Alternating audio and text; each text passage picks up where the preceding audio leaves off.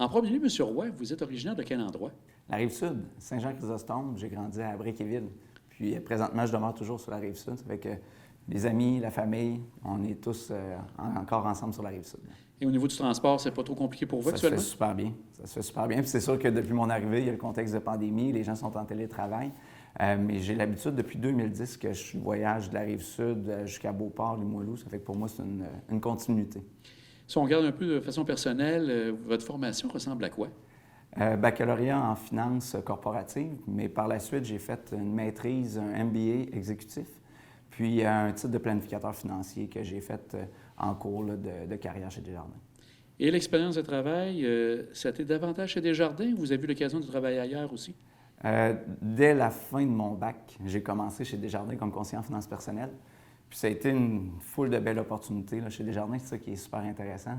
J'ai eu la chance de travailler en caisse, mais aussi pour les assurances de personnes, à la Fédération, en Centre Desjardins Entreprises, puis depuis 2017 de retour dans le réseau des caisses. Et comme vous dites, vous êtes promené un peu partout, mais toujours dans la région, grande région de Québec? Oui, toujours. Bien, j'ai eu pendant un certain temps là, sur la route, comme directeur des ventes pour la région de Québec-Est, je couvrais justement la caisse de l'île d'Orléans, Côte-de-Beaupré, Plateau-Montcalm, tout ce secteur-là. Donc, mes premiers contacts avec la caisse ici, c'est en 2010. Puis, avant ça, j'ai eu aussi un travail là, sur la route qui avait un très grand territoire pour les produits d'investissement de Desjardins Sécurité financière. Donc, je partais de la rive-sud de Québec jusqu'à la rive-sud de Montréal, en passant par le lac Mégantic, puis Mauricie, puis Abitibi. Donc, vraiment tout le corridor là, du tiers du Québec. Donc, j'ai eu vraiment à rencontrer beaucoup de gens du réseau des caisses, mais aussi des conseillers en sécurité financière là, du réseau SFL. Et c'est votre première expérience comme directeur général? Effectivement, effectivement. Comment a été le processus pour être ici? Est-ce que c'est un processus qui est assez long, malgré tout? Oui, bien, on appelle ça une préqualification pour être directeur général. Donc, avant d'accéder à un poste, il faut avoir des expériences qualifiantes. Puis le poste que j'avais de directeur principal au centre du côté là, de la Caisse de Limoilou, puis mon expérience au Centre Desjardins Entreprises comme directeur marché des entrepreneurs m'a amené à avoir cette expérience-là qui m'a permis d'être sur le bassin de relève directeur général. Là. Et quelles étaient vos connaissances de l'île d'Orléans en général? Est-ce que vous aviez eu l'occasion de jeter un petit coup d'œil, de venir passer des moments ici? Oui, bien, comme je mentionnais préalablement, le fait de commencer à travailler en 2010, ici, j'ai connu des planificateurs financiers, les gestionnaires qui étaient là à ce moment-là. Puis, j'avais un œil quand même dans certains dossiers là, d'un point de vue dans la stratégie. De 2015 à 2017, j'étais au Centre Desjardins Entreprises. Donc, le directeur de compte agricole, on travaillait des dossiers pour avoir une approche globale sur la gestion de patrimoine des membres à la Caisse de l'île. Pardon. Donc, tout ça a fait en sorte que j'ai quand même une bonne connaissance là, du milieu en tant que tel. Depuis que vous êtes arrivé, est-ce que vous pouvez dire que vous en connaissez encore davantage maintenant de l'île et de tout ce qui touche les industries?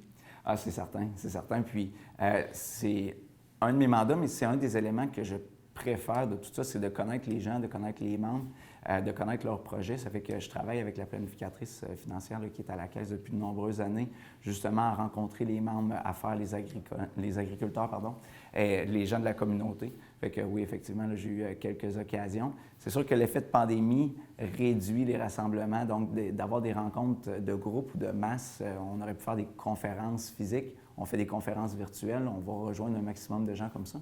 Mais c'est sûr que la portée physique est limitée présentement.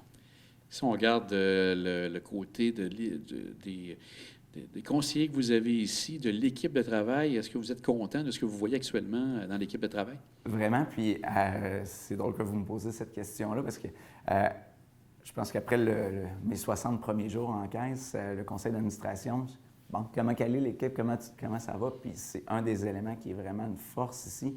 Les gens sont attachés à la caisse, mais sont attachés aussi au milieu. C'est des gens qui ont fait des longues carrières chez Desjardins, mais principalement à la Caisse de l'île. Fait qu'il y a vraiment là, une belle entraide. Bien qu'il y a eu des départs ou des gens qui étaient là, des absences, mais ça travaille en équipe.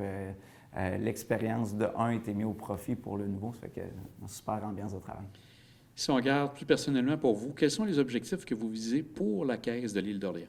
C'est sûr que mon objectif, là, c'est d'augmenter la qualité de l'expérience membre, d'avoir une plus grande proximité avec les membres. Puis c'est un élément qui est super intéressant en étant sur une caisse qui a 7500 membres.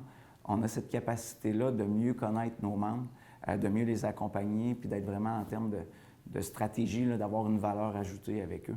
Fait que ça, c'est vraiment le défi numéro 1, d'augmenter l'expérience membre. Puis l'autre élément, mais c'est vraiment en termes d'employés, de maintenir. La pénurie de main-d'œuvre est partout, hein? Donc, c'est sûr que d'avoir une caisse qui est attractive, que les gens autour veulent venir travailler à l'île, puis qui sont engagés à faire vivre une expérience membre vraiment enrichissante pour eux, c'est le défi. Et si vous regardez maintenant, vous êtes arrivé ici depuis maintenant le mois d'août, Oui. comment pouvez-vous décrire cette clientèle de l'île d'Orléans, là, de la Caisse des Jardins de l'île d'Orléans? Il y a une proximité qu'on voit. Les gens se connaissent. Le nom de famille, sont capables de faire des liens. Ça, c'est quelque chose que j'ai remarqué assez rapidement. Mais au-delà de ça, c'est pas tant différent que le membre qui est, on peut dire, à Bois-Châtel ou sur la Rive-Sud. Il y a un élément qui est super important, c'est les conseils, c'est de connaître la situation, c'est de travailler dans l'intérêt. On parle souvent de travailler dans l'intérêt des membres. Bien, fondamentalement, c'est ça.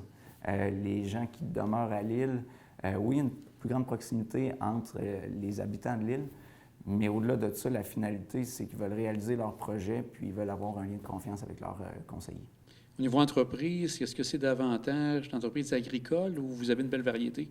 Il y a une variété. Il y a une variété. Puis, il y a un élément qui est là quand même, si on regarde le membership de la Caisse de l'île, 65 de nos membres demeurent à l'île, mais il y a quand même un 35 qui sont des non-résidents. Peut-être des gens qui ont grandi ici, mais qui ont déménagé, des gens qui ont gardé leur compte ou leur lien d'affaires avec la Caisse. Puis, ça se reflète aussi au niveau du membership entreprise, c'est-à-dire que, oui, on a des membres agricoles qui ont des fermes, qui exploitent fruits, légumes, etc. Mais on a aussi des membres qui sont plus industriels, qui ont commencé à l'île ou qui exploitent maintenant à l'extérieur de l'île. Ça fait que, oui, il y a une diversité de ce côté-là qui est super intéressante. Monsieur Roy, c'est très intéressant. On voit que vous êtes bien implanté. Bonne chance pour le reste du défi. Merci, c'est un plaisir.